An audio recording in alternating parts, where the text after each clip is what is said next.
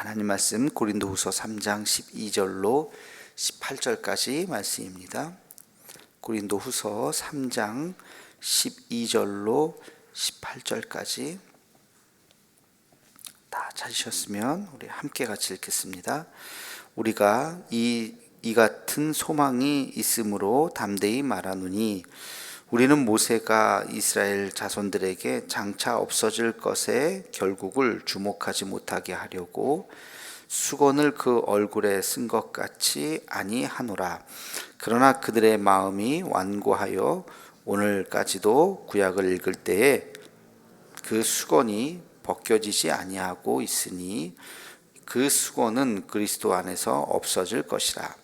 오늘까지 모세의 글을 읽을 때에 수건이 그 마음을 덮었도다.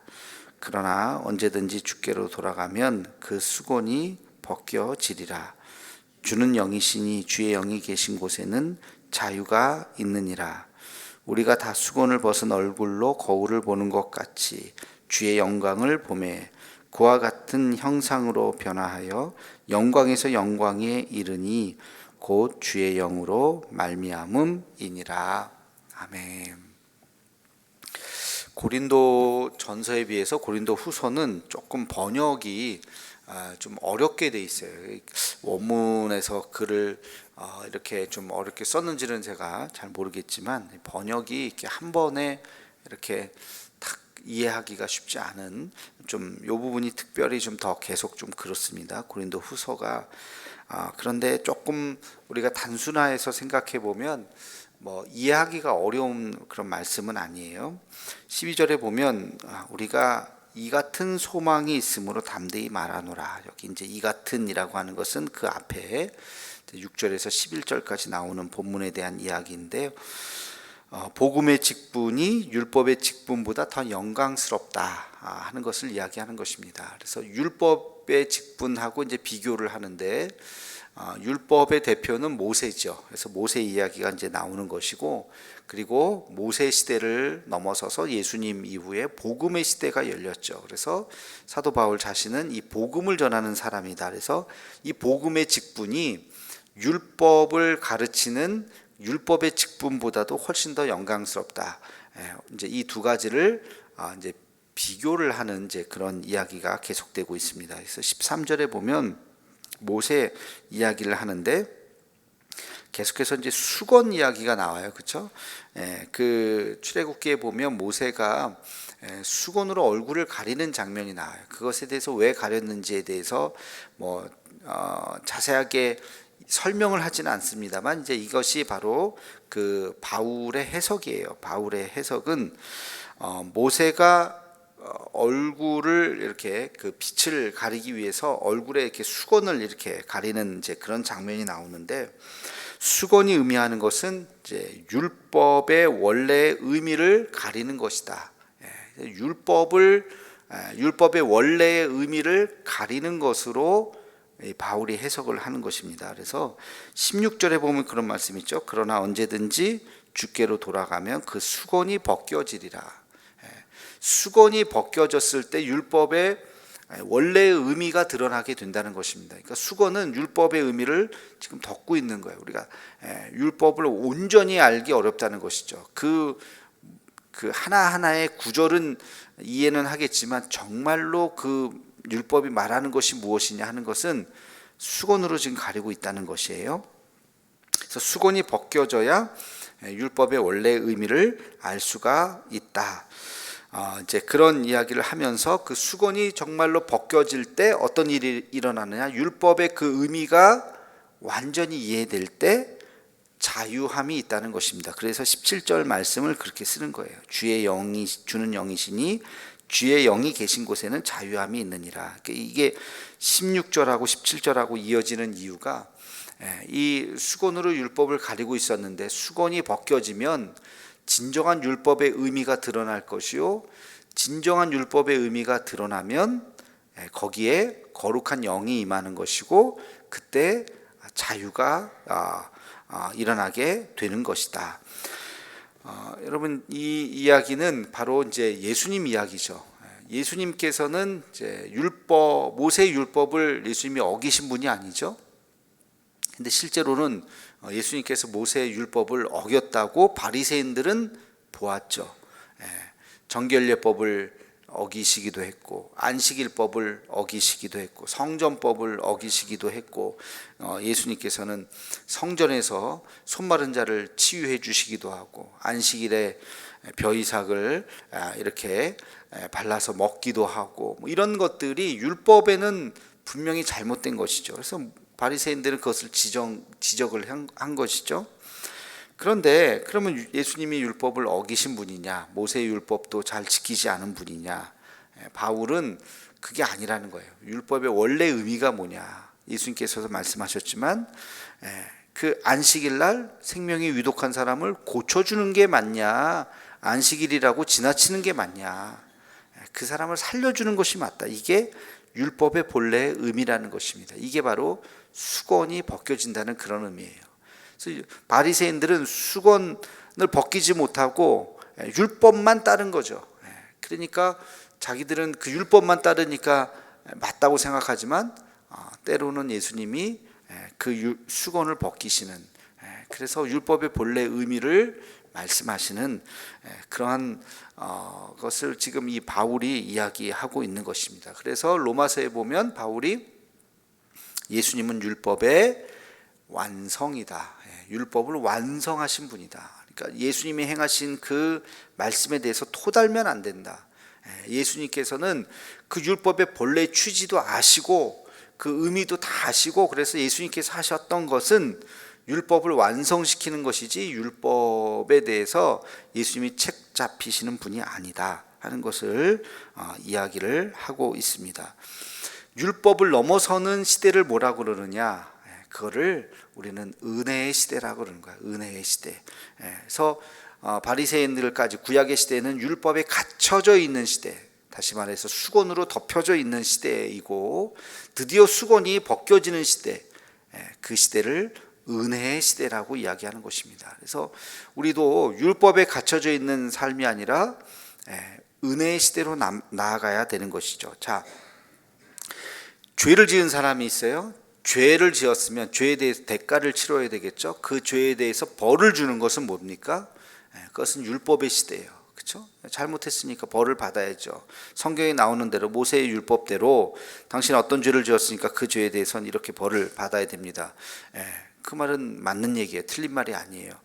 그대로 법대로 집행하는 것, 그게 모세의 시대고 율법의 시대라는 거예요. 그러나 예수님이 온 다음에는 율법의 시대를 벗어났잖아요. 그 다음에 어떻게 돼요? 당신 잘못했으니까 벌을 받아야 돼요. 근데 벌을 받지 않고 용서해 주겠습니다. 그게 은혜죠. 용서해 주는 것이 은혜입니다. 근데 벌과 용서 사이에 반드시 있어야 되는 것이 있습니다. 죄와 용서 사이에 반드시 있어야 되는 것, 그게 뭘까요? 참회죠. 참회. 참회가 있어야 돼요. 회개가 있어야 용서를 하는 것이지, 죄를 지었는데 그냥 무조건 용서하는 게 아니라는 거예요. 죄를 짓고 참회를 하고, 그리고 참회를 하면 하나님께서 이제 예수님 시대는 용서를 해주시는 거예요. 율법 시대는 용서까지 가지도 못해요. 용서, 은혜라는 게 없어요. 그냥 죄를 지으면 바로 그냥 집행이에요. 바로 그냥 벌을 받는 거죠. 그러나 예수님 시대는 용서까지 가는 것입니다. 참회하지 않으면 용서할 수가 없어요. 그리고 용서할 수가 없기 때문에 이제 은혜로 나아갈 수가 없는 것이죠. 근데 이제 우리는 종종 참회하는 척 할 수는 있어요. 참회하는 척 하는 걸 기만이라 그러죠. 속이는 거죠. 속이는 거. 하나님은 우리가 이제 참회하기를 원하시고, 참회하면 용서해 주시고, 그래서 이 회개라고 하는 것은 회개잖아요. 돌이키는 거예요. 자기가 잘못한 것에 대해서 돌이키는 거. 여러분, 회개와 후회는 비슷한데 다른 거죠. 후회는 내가 잘못했어, 내가 그렇게 하지 말았어야 되는데, 이건 감정이에요. 감정. 근데 회개는 감정이 아니라 행동이죠.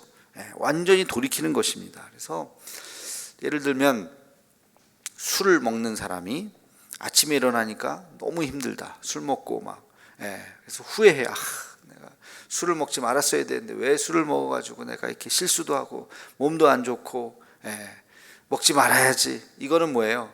회개가 아니에요. 후회지. 후회지. 회개는 뭐예요? 그날 저녁에 안 먹는 게 회개예요. 안 먹어야지. 끊어야지. 진짜 끊는 게. 그래서 회개라고 하는 것은 말로 하는 것이 아니라 행동으로 하는 거죠. 근데 내가 이제 술 먹지 말아야지. 술 끊게 해주세요. 잘못했어요. 여기까지가 회개가 아니라, 근데 그날 밤에 또 유혹을 또 뿌리치지 못하고 또 술을 먹는다. 그건 기만이라고요. 회개하는 척하는 거죠. 그래서는 안 된다는 것입니다. 그래서 우리는 세 가지의 신앙을 볼 수가 있어요. 하나는 율법에 미치지 못하는 신앙이 있어요. 율법에 미치지 못하는, 율법이 뭔지도 모르고 알아도 율법을 잘 지키지도 않는, 율법에 미치지 못하는 신앙. 모세의 율법의 근처에도 아직까지 가지도 못하는 사람들, 율법에 미치지 못하는 신앙이 되어서는 안 되고, 두 번째는 율법적인 신앙이 있어요. 딱 율법만큼만. 뭐 그것도 뭐 훌륭한 거라고 볼 수도 있죠. 율법을 잘 지키는 신앙. 근데 우리가 정말로 지향해야 되는 거, 넘어서야 되는 건 뭐냐면 율법을 넘어서는 신앙까지 가야 되는 것입니다. 율법을 넘어서면 어디까지 간다고요? 은혜의 법으로 가는 거예요. 은혜. 다 품을 수 있는 은혜의 법까지 가야지, 율법에 미치지 못하는 신앙이 되어서도 안 되고, 율법적인 신앙이 되어서도 안 되고, 율법을 뛰어넘을 수 있는 신앙이 되어야 하는 것입니다. 여러분들이 새벽 예배에 나오셨기 때문에 새벽 예배 적용을 해보면, 새벽 예배를 못 나오는 사람은 율법에 미치지 못하는 사람이죠. 자기 기도 시간도 잘, 특별히 항존직분자들이 만약에 그렇다면. 근데 열심히 여기 계신 분들처럼 열심히 나오시는 분은 딱 율법적인 신앙이죠. 딱 그래도 내가 평생을 내가 기도해야지. 근데 더 좋은 것은 율법을 넘어서는, 그래서 그냥 억지로 나오는 것이 아니라 이 시간이 너무 좋아서, 새벽이면 새벽 예배하는 시간이 너무 행복해서 기쁨으로 기다렸다가 나오신다면 율법을 넘어서는 신앙이죠. 그리고 이 시간만이 아니라 의무적으로 하는 새벽 예배 시간만이 아니라 또 자기가 시간을 또 구별해서 늘 기도에 힘쓰고 늘 하나님 앞에 가까이 하고, 그런 분이라면 이미 율법을 넘어서신 분이죠. 초월한 분이죠. 그런 분에게는 자유함이 있는 거예요. 주의 영이 있는 곳에는 자유가 있잖아요. 그래서 어쩌다가 못 나와도, 율법적인 신앙이면 그거에 대해서 괴롭고 그럴지 모르지만, 어쩌다가 못 나올 수도 있죠. 살면서. 그러면 그 시간을 새벽에 못하면 오후에라도 저녁이라도 그 시간을 지켜서 하나님 앞에 기도하고, 거기에서부터 우리가 자유함을 얻는 거죠. 그런 율법적인 신앙에서부터 자유함을 얻는 것, 그게 율법을 넘어서는 신앙이다 하는 것을, 율법을 넘어서면 남을 정죄하지도 않습니다. 저 사람은 기도도 안 하는 사람이야. 저 사람은, 이거는 자기가 딱 율법의 기준이 있기 때문에 거기에 미치지 못하는 사람에 대해서 정죄하는 신앙은 율법적인 신앙이죠. 그래서 이 세 가지의 신앙이 있다는 것을 우리가 염두에 두면서, 제가 새벽 예배에 적용을 했지만 매사에 다른 것들도 마찬가지예요. 우리 신앙생활을 하면서 남을 지적하는 데 율법을 사용하는 것이 아니라, 율법이 뭔지를 알고 율법을 내가 지키되 율법을 넘어설 수 있는, 예수님처럼 율법의 의미를 깨닫고 넘어설 수 있는 우리 모두가 되기를 주님의 이름으로 축원합니다. 기도하겠습니다. 거룩하신 아버지 하나님, 오늘 바울의 말씀을 우리가 다시 한번 깨달으며, 주의 영이 계신 곳에는 자유가 있다 했습니다. 하나님, 우리가 율법에 미치지 못하는 그러한 수준 낮은 신앙도 아니요, 율법만 딱 억지로 지키는 율법적인 신앙도 아니요, 율법을 넘어서서 기쁨과 감사와 감격으로 주님 앞에 나가서 신앙생활 할 수 있는, 율법을 뛰어넘는 신앙인들이 다 될 수 있도록 인도하여 주옵소서.